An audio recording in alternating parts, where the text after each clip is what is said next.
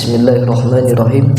Assalamualaikum warahmatullahi wabarakatuh. Alhamdulillahilladzi an'amana bi ni'mati imanul Islam wa nusalli ala khairil anam sayyidina Muhammadin wa ala alihi wa sahbihi ajma'in, amma ba'du. Hadirin jamaah Masjid Al-Ikhlas yang mudah-mudahan senantiasa dirahmati Allah Subhanahu wa taala. Pertama dan yang paling utama, marilah kita panjatkan puja dan puji syukur kehadiran Allah Subhanahu wa taala atas nikmat Islam, nikmat iman, nikmat sehat dan nikmat panjang umur. Sehingga pada malam hari ini kita bersama-sama masih menunaikan salah satu kewajiban kita, yaitu sholat isya secara berjamaah, dan insya Allah dilanjutkan dengan ibadah sunnah lainnya. Salawat serta salam semoga senang tercurah kepada uswatun hasanah junjungan kita Nabi Agung, manusia terbaik, baginda Nabi besar Muhammad sallallahu alaihi wasallam, kepada keluarga yang mulia, para sahabat yang setia, serta para pengikutnya yang senantiasa istiqomah dalam menjalankan sunnah-sunnahnya. Sebagaimana biasa, sebelum kita melaksanakan rangkaian ibadah sholat tarawih dan witir, perkenankan kami dari DKM Masjid Al-Ikhlas menyampaikan beberapa maklumat. Maklumat yang pertama yaitu yang bertindak sebagai imam sholat tarawih pada malam hari ini yaitu Bapak Ustadz Sulaiman. Selanjutnya penceramah tarawih akan disampaikan oleh Bapak Ustadz Kiai Haji Nur Sofa Thohir SE. Alhamdulillah beliau telah hadir di tengah-tengah kita yang dengan tema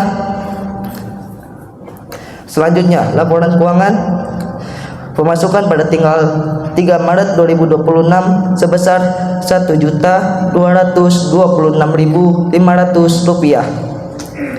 pengeluaran sebesar Rp1.000.000, sehingga saldo pada saat ini berjumlah Rp5.779.500. Atas amal jariah para jamaah sekalian, kami dari DKM Masjid Al-Ikhlas mengucapkan jazakumullahu khairan katsiran. Semoga Allah melipatkan pahala yang berlipat ganda. Amin amin ya rabbal alamin. Selanjutnya kami dari DKM Masjid Al-Ikhlas masih menerima infak dan sedekah puasa bersama, bisa berupa uang tunai maupun berupa makanan. Bila Bapak Ibu berkenan memberikan infaknya, kami persilakan bisa menghubungi Bapak Adam Usmanto atau Ibu Hajah Indrawati. Maklumat yang kedua, kami menghimbau kepada para jamaah untuk menjaga dan memperhatikan kenyamanan dan ketertiban dalam pelaksanaan sholat tarawih, yaitu dengan mematikan suara dari ponsel. Yang kedua, menjaga dan mengkondisikan putra-putrinya bagi jamaah yang membawa anak-anak. Yang ketiga, mengingatkan kembali kepada jamaah yang membawa kendaraan demi menjaga ketertiban dan keamanan. Kami mohon untuk dapat mengikuti arahan dari keamanan saat memarkirkan kendaraannya. Demikian maklumat dan himbauan yang dapat kami sampaikan. Kurang lebihnya kami mohon maaf. Akhirul kalam, wabillahi taufiq wal hidayah. Wassalamualaikum warahmatullahi wabarakatuh. Bismillahirrahmanirrahim. La yasuku khaira ilallah. Bismillahirrahmanirrahim. La yasrifu su'a ilallah. Bismillahirrahmanirrahim. Makana min ni'matin fa minallah. Bismillahirrahmanirrahim. La hawla wa la quwata illa billahil aliyyil azim. Alhamdulillahi bi ni'matihi tatimmus shalihat. Asyhadu an la ilaha illallah wahdahu la syarikalah wa asyhadu anna Muhammadan abduhu wa rasuluh. Allahumma salli wa sallim wa barik ala sayyidina Muhammadin wa ala alihi wa sahbihi ajma'in, amma ba'd. Ma'asyiral muslimin wal muslimat rahimakumullah. Bapak, Ibu, serta seluruh jamaah yang hadir, terlebih khusus pimpinan masjid beserta jajaran pengurus, Alhamdulillah, kita panjatkan syukur kehadirat Allah pada malam hari ini. Allah masih memberikan nikmat iman Islam, terlebih adalah nikmat sehat dan sekaligus kesenggangan waktu, sehingga kita bisa hadir dalam majlis yang mulia ini untuk melaksanakan salat tarawih yang nanti insyaallah akan dilanjutkan juga dengan salat witir. Semoga amaliah ibadah yang sudah kita kerjakan, yang akan dan sedang kita laksanakan selalu mendapatkan cucuran rahmat Allah Subhanahu wa taala. Salawat serta salam semoga dan selalu terlimpah dan tercurah kepada Nabi kita Muhammad sallallahu alaihi wasallam. Bapak Ibu jamaah yang mulia, dalam satu qaul Rasulullah pernah mengatakan ajaban li amril mu'min. Nabi pernah mengatakan, aku kagum terhadap urusan-urusan orang yang beriman. Jadi ajab ya, kita sering dengar kalimat ajib. Ajib itu enak, nikmat ya. Ajaban itu ya merupakan kekaguman. Makanya Nabi Sulaiman itu pernah merasakan ujub ketika dia diperkenankan oleh Allah untuk mengendarai angin. Yang Nabi ceritakan, laqad hamalat Sulaiman ibna Daud ar-rih, ketika Nabi Sulaiman sedang mengendari angin, wa huwa muttaqi, dan dia bersandar di angin. Fa'ajab, timbul kekaguman terhadap dirinya. Itu namanya ujub, Pak. Itu ujub itu sebetulnya penyakit. Cikal bakal sombong itu diawali dari kekaguman terhadap diri. Nabi Sulaiman merasa kagum terhadap dirinya. Dia bisa mengendarai angin, dia paham bahasa binatang, dia menguasai kekayaan yang tidak ada tandingannya. Maka ketika dia sedang mengendarai angin yang Nabi ceritakan, dan dia bersandar, fa'ajab, timbul rasa kekaguman terhadap dirinya. Waktala, dan akhirnya menjadi sombong. Faturiha alal ardi, maka Allah jatuhkan. Sejak saat itu Sulaiman tidak boleh lagi mengendarai angin. Ini penyakit, jadi ujub itu. Tapi yang konteks yang ada di dalam hadis ini tidak seperti itu ya. Ajaban di sini kekaguman Nabi ya. Ajaban li amril ummah, aku kagum terhadap urusan umat-umatku.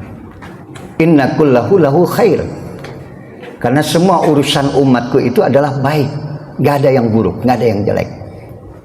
Di mana letak kebaikannya? In asobathu syarra syakara, wa in asobathu dharra sabara. Umatku itu semuanya baik. Kalau dia mendapatkan kenikmatan, dia bersyukur. Kalau dia mendapatkan ujian, kesengsaraan, penderitaan, maka dia sabar. Itulah yang dikagumi oleh Nabi kita Muhammad sallallahu alaihi wasallam. Yang mudah-mudahan ini dua sifat ini ada pada diri kita, di mana kita dikagumi oleh Nabi. Nabi merasa heran, kok urusan umatku semuanya baik, gak ada yang buruk. Ketika dia dapat kenikmatan dia bersyukur, ketika dapat ujian dia sabar. Tidak seperti umat-umat yang lain. Kalau umat-umat yang lain itu kalau dapat kenikmatan dia mengatakan Robbi akraman, Tuhan sedang memuliakan aku. Tapi ketika dia diterpurukkan oleh Allah, dia mengatakan Robbi ahanan, Tuhan sedang menghinakan aku. Nah, orang yang beriman tidak demikian. Semuanya baik untuk urusan orang yang beriman. Makanya pada malam hari ini saya coba menggali tentang bagaimana ketika kita mendapatkan kenikmatan kita bersyukur kepada Allah Subhanahu wa taala. Salah satunya kenikmatan yang Allah berikan kepada diri kita, kita diperkenankan oleh Allah, diberikan kesempatan oleh Allah bisa mengikuti Ramadan, ada bisa membersamai Ramadan. Karena dalam satu hadis Nabi pernah mengatakan, nanti ada orang yang tidak bisa mencium wanginya surga, ragima anfu, hidungnya tertutup dengan debu. Ini kalimat taubih, kalimat penghinaan yang Allah katakan. Nanti ada manusia yang pada saat dibangkitkan di padang mahsyar hidungnya tertutup dengan debu.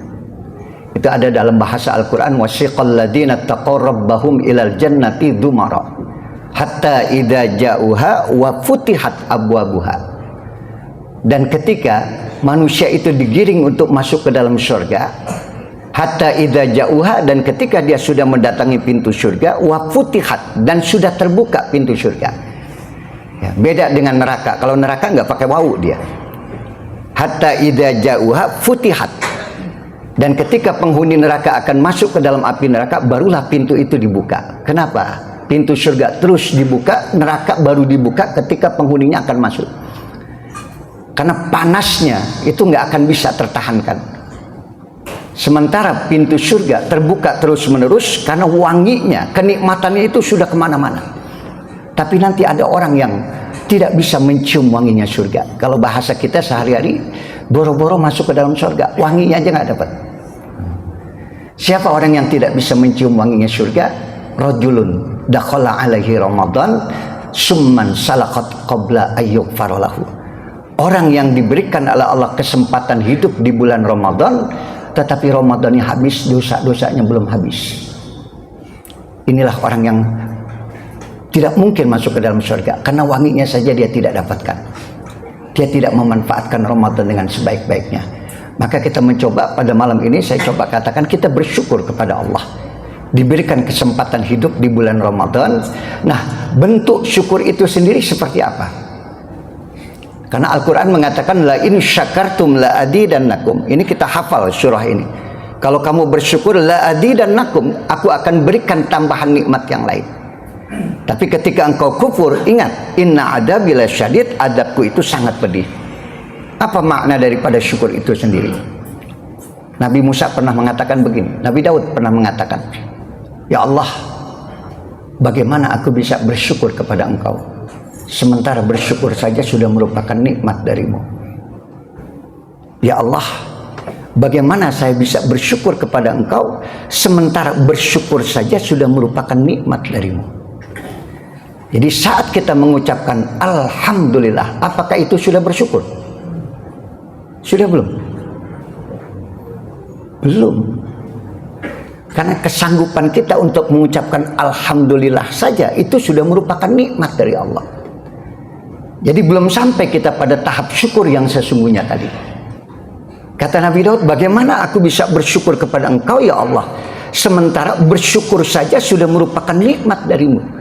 Karena sangat sedikit sekali orang yang bisa bersyukur. Wa qalilan ma tashkur. Sedikit sekali orang yang bisa bersyukur. Nah, ini yang membuat Nabi ta'ajub, yang membuat Nabi heran, yang membuat Nabi kagum. Umatku itu ketika diberikan nikmat, dia bersyukur kepada Allah. Dan ketika dikasih ujian dia bersabar. Sementara syukur itu sendiri adalah ketika kita mendapatkan nikmat, itu kita belum bersyukur ketika kita mengucapkan Alhamdulillah. Karena kalimat Alhamdulillah saja itu sudah merupakan nikmat dari Allah Subhanahu wa ta'ala. Yang pada akhirnya bagaimana aplikasi daripada syukur itu sendiri? Saya baca dalam satu kitab Risalah Al-Qusyairiyah, Syekh Ahmad Qusyairi pernah mengatakan, ulama pernah mengatakan bahwa bersyukur itu adalah ketika hatimu tidak berubah saat mendapatkan nikmat atau kehilangan nikmat. Itulah syukur. Ketika hatimu tidak akan berubah saat nikmat itu datang ataupun saat nikmat itu hilang, hatimu tetap sama. Itulah syukur. Analoginya gini Pak, contoh, tiba-tiba datang dermawan, semua yang hadir dikasih uang 10 juta, 10 juta, 10 juta. Hati Bapak gimana? Senang, gembira ya. Dari mulai ujung sampai sini 10 juta, mungkin yang ceramah 20 lah, ya kan, ya kan. Ini kan terserah cerita-cerita saya ini. Begitu Bapak dikasih uang 10 juta, hati Bapak gembira. Tapi begitu Bapak pulang, uang itu hilang. Hati kita berubah nggak? Berubah nggak? Berarti belum syukur kita. Itu yang dikatakan Rasulullah itu nggak pernah berubah hatinya.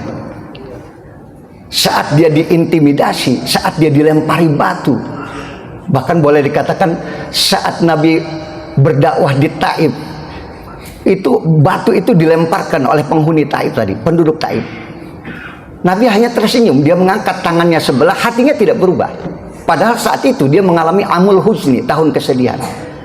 Sampai malaikat gunung yang mengapit, malaikat Jabal, malaikat gunung yang mengapit Taif tadi mengatakan, "Istadin ya Muhammad." Izinkan aku Muhammad, sa'arfa hadal jabalain. Dua gunung ini saya akan angkat, saya akan binasakan semua orang nyakitin kamu. Hati Nabi nggak dendam. Sampai kata Rasulullah, jangan kau binasakan mereka. Allahumma hdil qaum fa innahum la ya'lamun. Ya Allah, berikanlah hidayah kepada orang yang menyakiti aku. Dia tidak tahu aku Nabi. Kalau dia tahu aku Nabi, tidak mungkin dia akan menyakiti saya. Begitu Rasulullah, hatinya nggak berubah. Saat dia merasakan kesulitan, saat dia mendapatkan kesengsaraan, kesulitan, hati Nabi tetap sama. Terhadap umatnya nggak hilang kasih sayangnya. Kita lihat Pak, kejadian yang sekarang kita lihat. Bagaimana ketika Iran diserang, Iran juga nggak mau kalah, sikat lagi, hajar lagi. Hati kita seringkali pada saat dapat nikmat kita bersyukur, tapi ketika kehilangan nikmat hati kita berubah. Saat Fathul Mekah pun sama. Pada saat Fathul Mekah Nabi mendapatkan kemenangan. Idza jaa nasrullahi wal fath. Apabila sudah datang pertolongan Allah, wal fathu, terjadilah pembebasan kota Mekah. Makanya kalau ditanya surah yang terakhir surah apa? Anak-anakku, surah apa? An-Nas. An-Nasr. Idza jaa nasrullah. Itu surah yang terakhir. Kalau ayat yang terakhir Al-Maidah. Jadi ini pada saat Fathul Mekah, pertolongan Allah datang dan Mekah terbuka bebas Nabi untuk masuk dengan 10.000 bala tentara.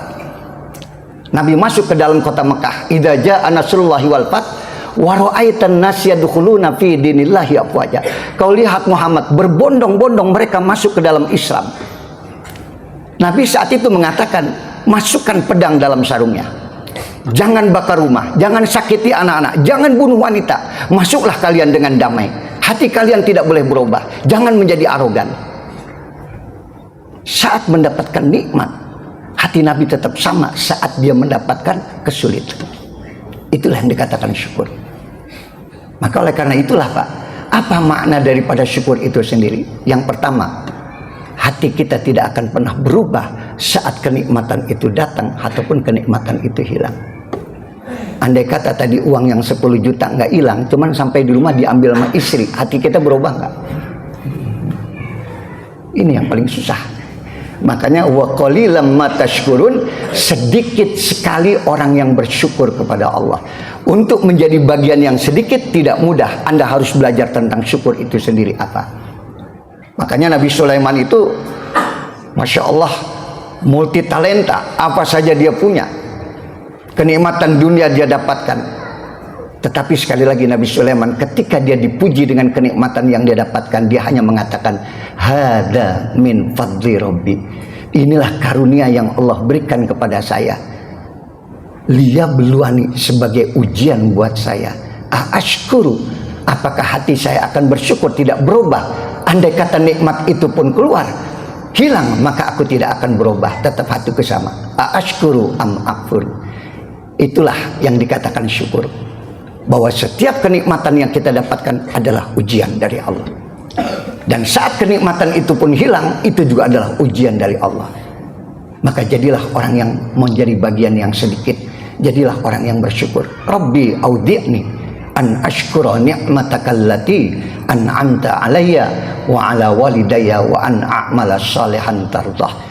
Sampai Nabi Sulaiman minta diajarkan oleh Allah, Rabbi audi'ni, ya Allah ajarkanlah kepada saya bagaimana saya bisa bersyukur kepada Engkau.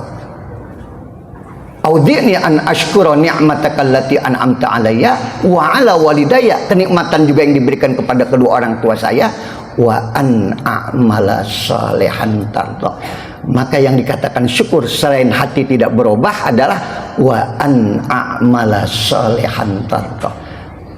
Amal-amal kita adalah yang diridhoi oleh Allah. Itulah syukur dari kalimat hamdalah yang kita ucapkan. Begitu Bapak dapat rezeki, alhamdulillah, itu qauliyah, ucapan. Tapi aplikasi syukur itu bagaimana? Ini duit yang Allah berikan, ini rezeki yang Allah berikan, bagaimana supaya Allah redha? Itu yang dikatakan syukur. Kita taruh di tempat yang itu akan menjadi kemanfaatan buat kita semuanya. Apakah sholat tarawih kita redha Allah terhadap tarawih kita? Apakah puasa kita Allah redha dengan puasa kita? Berapa banyak amal-amal ibadah kita hanya sekadar ibadah. Kita tidak berusaha mencari bagaimana Allah redha.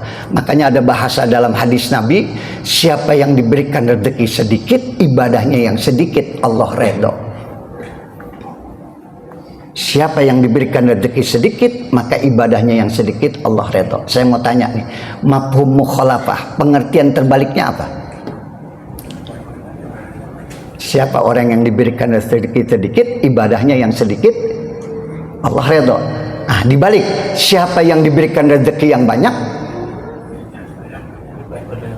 ibadahnya harus banyak, baru Allah redho. Maaf, ini aki-aki yang nyender di tembok, kira-kira Allah redho nggak? Redho nggak? Redho. Kenapa aki-aki? Tapi kalau dia masih muda, dia masih nyender, Allah nggak redho. Jadi mencari ridhonya Allah itu nggak mudah. An amala solehan tardoh. Bagaimana supaya Allah redho? Bapak bayangkan Pak, kalau Nabi Musa mengatakan, aku minta kepadamu ya Allah, as'aluka ridhoka ya Rabb, aku minta ridhomu ya Allah. Allah katakan, kamu nggak akan sanggup mendapatkan ridhoku wahai Musa, tapi aku ingin naik pada makom yang paling tinggi. Kan ibadah kita ada 3 Pak, saya batasi ya sampai jam berapa ini, karena nanti saya masih jalan lagi nih Pak. Ya 10 menit lagi. Ibadah itu ada 3. Ada orang yang ibadahnya hanya mencari pahala, boleh nggak? Boleh. Ukurannya pahala. Jadi standarnya kayak anak kecil Pak. Ya, dikit-dikit yang dipikirkan pahala. Ngaji pahalanya seperti ini. Julusuka fil majalis ka alfi rakaatin. Duduknya kamu di majelis taklim seperti sembahyang sunnah 1000 rakaat. Jadi kalau kita ngaji seperti ini, pahalanya 1000 rakaat. Makanya sampai nyender ngantuk karena keberatan pahala Pak. Ngaji kok ngantuk 1000 rakaat Ustaz. Ya, ini ibadah yang paling dasar. Yang kedua naik adalah ibadah mencari surga. Boleh nggak? Boleh. Tapi disindir oleh Rabi'ah Al-Adawiyah, seorang sufi wanita pernah mengatakan, ya Allah, kalau kayak andai kata aku ibadah mencari surgamu, tutup pintu surga. Kalau aku ibadah mencari surgamu, tutup pintu surga. Aku takut dari nerakamu, bukakan pintu neraka. Aku ibadah hanya mencari ridhomu ya Allah. Ini yang menjadi perbedaan antara kita dengan Nabi kita Muhammad SAW. Kita masih mencari ridhonya Allah. Di mana letak ibadah yang Allah ridho? Kalau Nabi kita Muhammad SAW, ini anak-anak kita baca nanti. Wadduha wal laili idza saja ma wadda'aka rabbuka wa ma qala walal akhiratu khairul laka minal ula. Terus wala saufa yu'tika rabbuka fatardo. Lamnya itu lamul qasam. Dulu saya masih di pesantren tahun 73, itu belajar ilmu nahwu, sharaf. Itu lamnya itu sebagai sumpah Allah. Lamul qasam. Wala, dan aku bersumpah, saufa pasti. Jadi sampai ditakkidkan, dikuatkan setelah Allah bersumpah, wala saufa, aku bersumpah, saufa pasti Muhammad, aku akan berikan apa saja kenikmatan surga sampai engkau redha. Surga yang bagaimana yang kau inginkan? Minta, aku akan berikan sampai engkau redha Muhammad. Sementara Nabi Musa masih minta redhonya Allah. Nabi kita, sampai engkau redha, apa yang kau inginkan nanti di surga, aku berikan kepada engkau. Andai kata hari ini Rasulullah ada di tengah-tengah kita Pak, kemudian dia bertanya kepada kita semuanya, Bapak mau minta apa? Sampai Bapak redha, aku akan berdoa kepada Allah. Saya yakin catatannya banyak benar Pak. Nanti Bapak pulang, istri Bapak nanya, Papa mau minta apa sama Mama? Sampai Papa redha, Mama kasih. Minta apa? Kawin lagi. Masih dunia aja yang dipikirin. Tapi ketika Rasulullah ditanya oleh Allah, wala saufa yu'tika rabbuka fatarda, apa saja yang kau inginkan dari kenikmatan surga, minta kepada aku sampai engkau redha aku berikan. Apa jawaban Rasulullah? Itu dalam tafsir Jalalain Ibnu Katsir dikatakan, Rasulullah hanya mengatakan, idan lan ardo wa wahid min ummati finnar. Kalau kau tanya letak redhaku di mana ya Allah, aku nggak ridho kalau umatku ada yang masuk ke dalam api neraka. Bukan untuk dirinya kenikmatan itu, tapi yang dia pikirkan masih apa tadi?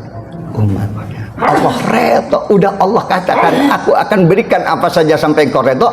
Begitu jawaban Rasulullah, aku baru redha ya Allah kalau umatku tidak ada yang masuk ke dalam api neraka. Bertambah ridhonya Allah kepada Nabi kita Muhammad Sallallahu Alaihi Wasallam. Coba kita pikirkan, udah sampai belum kita kepada tahap syukur tadi? Anak-anak kita, di mana letak ridhonya? Ada pada orang tua. Istri di mana ridhonya? Ada pada suami.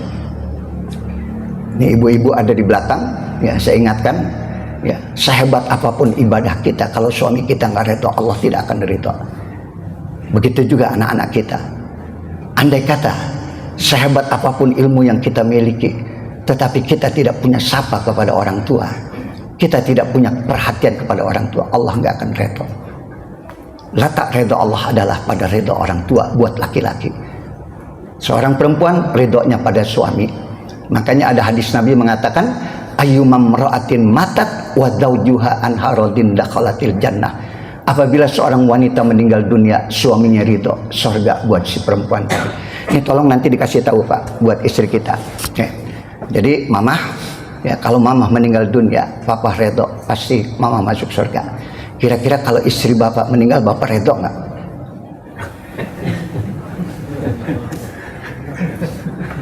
Ya, andai kata istri bapak nanya, tadi Ustadz ngomong katanya ridhonya saya pada papa. Andai kata mamah mati, kata Nabi, papa ridho, mama masuk surga. Kira-kira kalau mama mati, papa ridho nggak? Saya yakin jamaah jawabnya ridho, benar ridho.